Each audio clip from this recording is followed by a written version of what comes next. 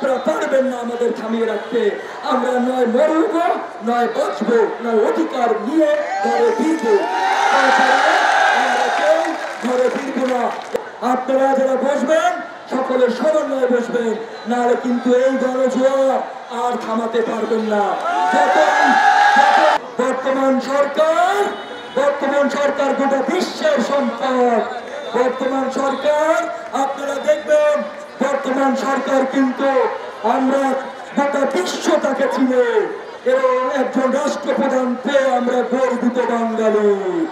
এই আমরা বলতে চাই বর্তমান সরকারকে অনুরোধ করে, হাত জোর করে, স্যার আপনার কাছে মিনতি, 2 কোটি হিন্দু সম্প্রদায়ের মিনতি, আপনি ইতিহাস রচনা করে যান, আপনি 72-এর সংবিধানে ফিরে যান এবং অধিকার দিন।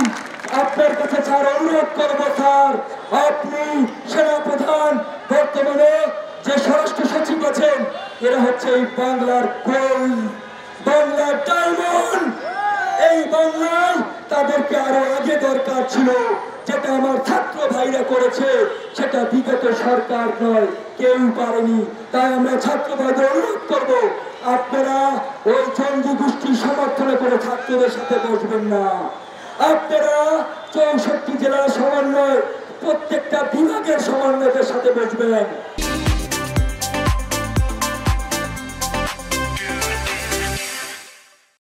এবং তারা ঢাকায় আসবে। এবং আমাদের বাংলাদেশে অনেক হিন্দু সংগঠন আছে, তাদেরকে আপনারা ডাকুন, একজন করে প্রতিনিধি, এবং একই সাথে অনেক ধর্মীয় মত প্রদর্শন আছে, তাদেরকেও ডাকবেন। আমরা ব্যক্তি কোনো সিদ্ধান্ত দিতে পারি না।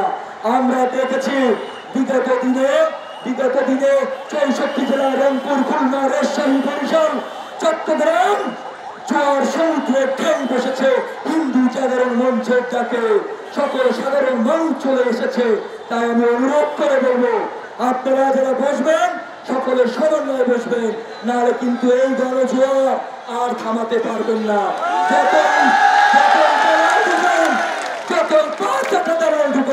বিগত সৈন্য শাসকের দালাল দোকান, আপনারা পারবেন না আমাদের থামিয়ে রাখতে।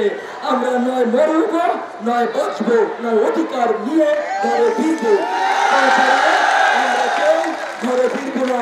এবং আমরা দেখেছি, আমি মিডিয়া ভাইদের বলবো, বিবিসি বাংলা একটা বিবৃতি দিয়েছে, বাংলাদেশে সন্ত্রাসবাদের হামলা হয়নি।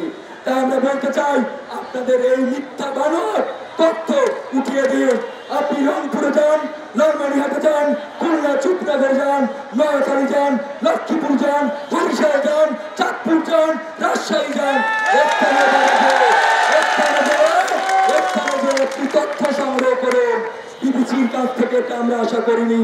তাই সকল সনাতন ধর্মাবলম্বী বিবিসি বাংলাকে আমরা বয়কট ঘোষণা করলাম। এবং যেসব মিডিয়া আমাদের কাছে এসেছে, যারা সাদাকে সাদা বলে, যারা কালোকে কালো বলে, তাদেরকে আমরা সমর্থন জানালাম। বিবিসি বাংলা থেকে শুরু করে যমুনা টিভি, বাংলা ভিশন, সময় চ্যানেল, সকলকে আমরা ধন্যবাদ জানাই তারা আমাদের পাশে আসার জন্য।